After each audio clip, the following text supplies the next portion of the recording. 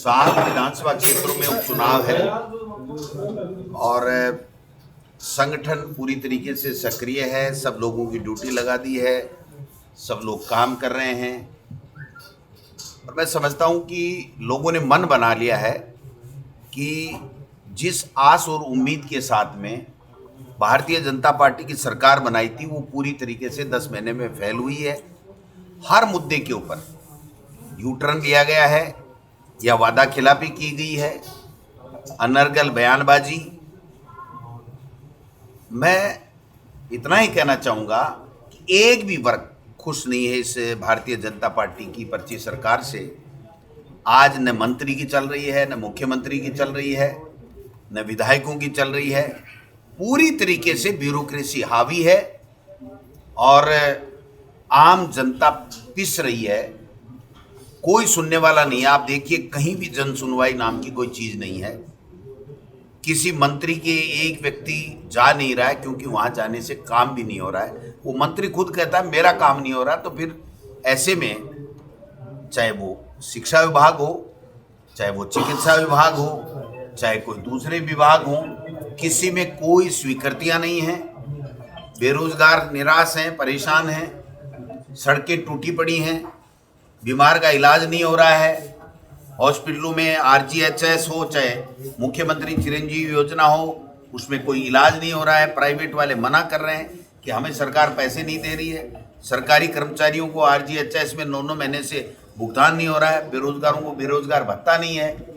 बिजली 4 घंटे रबी की समय में, फसल के समय में 6 घंटे बिजली पिछले 12-13 साल से लगातार, चाहे वो कांग्रेस की सरकार हो, चाहे वसुंधरा जी की सरकार हो, आज 4 घंटे बिजली नहीं आ रही है। लोग परेशान हैं। आधी जोत भी अपनी काश्त कर नहीं पाए हैं।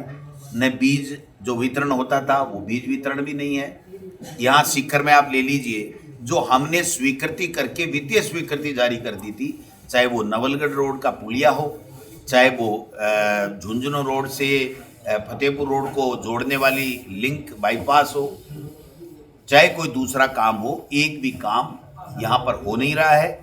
जो बजट घोषणाएं हमारी सरकार के समय की गई थी, ज़मीनें आवंटित हो गई हैं। यहाँ पर वेटरनरी जो यूनिवर्सिटी की हो गई, नहीं है, कुछ भी नहीं है। आप देखिए लक्ष्मणगढ़ में फूड पार्क की ज़मीन आवंटित हमने कर दी थी, आज उसका 1 पैसे का कोई लेना देना नहीं। वो ज़मीन आवंटित हो गई। उसके बाद में यहाँ पर जो सीकर का मास्टर प्लान है, जिस दिन आचार संहिता लगी थी उस दिन अखबार में रात को वो अधिसूचना प्रकाशित होनी थी, आपत्तियां मांगनी थी 1 महीने के लिए।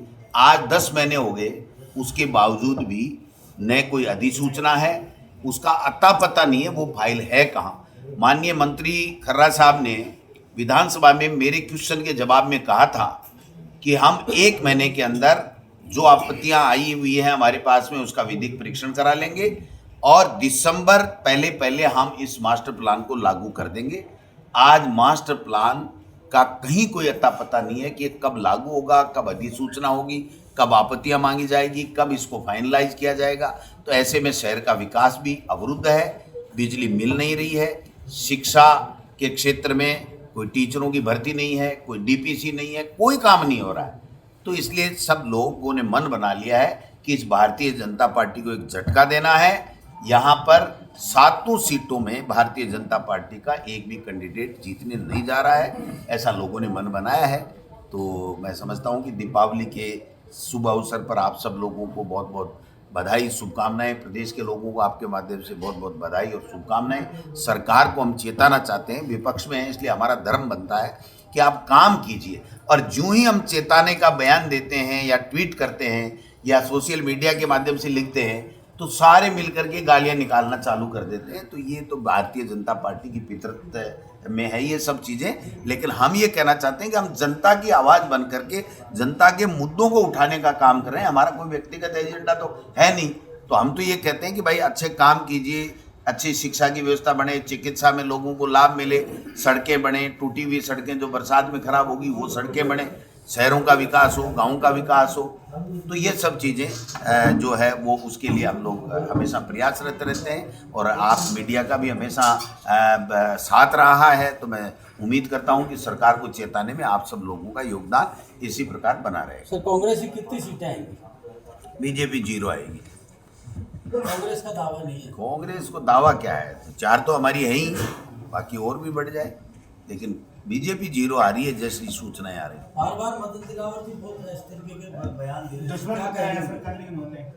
वो कुछ भी बोले भाई, उसका क्या करो आप बताओ। उसको शिक्षा में तो काम करना नहीं, पंचायती राज में करना नहीं, उसका तो एकमात्र एजेंडा गोविंद डोटासरा के खिलाफ अनर्गल बयानबाजी करना है। तो मैं ऐसे व्यक्ति के मुंह नहीं लगना चाहता। वो अपना शिक्षा और पंचायती राज विभाग है, उसमें काम करेंगे, अच्छा करेंगे, हम धन्यवाद देंगे। कमियां छोड़ेंगे तो हम कमियों को जनता के सामने उजागर करेंगे।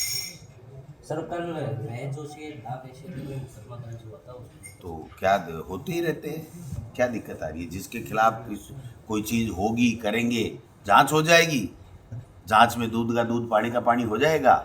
जो लोग दोषी हैं वो सलाखों में चले जाएंगे, जो निर्दोष हैं वो उस पाप से बरी हो जाएंगे जो पाप भारतीय जनता पार्टी चढ़ाना चाहती है, अनर्गल बयानबाजी करके और परेशान करके।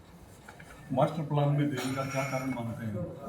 अब माननीय मंत्री महोदय बता सकते हैं। मेरे तो समझ के बाहर की बात है कि कोई बड़ा खेला हो रहा है। क्या खेला हो रहा है, वो तो आरोप तो कांग्रेस के नेताओं पे लगा रहे थे। तो मैं तो उनसे आग्रह करूंगा कि अगर किसी ने भी, चाहे वो कांग्रेस का हो चाहे कोई भी हो, कोई गड़बड़ी की है तो उस गड़बड़ी को उजागर करें और शहर हित में वो जल्दी से जल्दी इस मास्टर प्लान को लागू करवाने में अपनी सकारात्मक भूमिका जो है वो निभाएं। और मैं तो ये भी कहूँगा कि यूडीएच मंत्री पहली बार हमें सीकर जिले को, जो अभी तो वो चले गए नीमका थाना में, लेकिन सीकर संभाग और सीकर जिले में रहे हैं और हमारे साथ प्रधान भी रहे हैं। तो मैं तो व्यक्तिगत रूप से भी आग्रह कर चुका, आपके माध्यम से भी कहना चाहूँगा कि सीकर को ऐसी सौगात दीजिए जो लोग बरसों तक याद करें कि एक शासन आया था जिसमें खर्रा साहब यूडीएच मंत्री थे। तो मैं समझता हूँ कि ऐसा कोई काम करें तो अच्छा लगेगा सबको।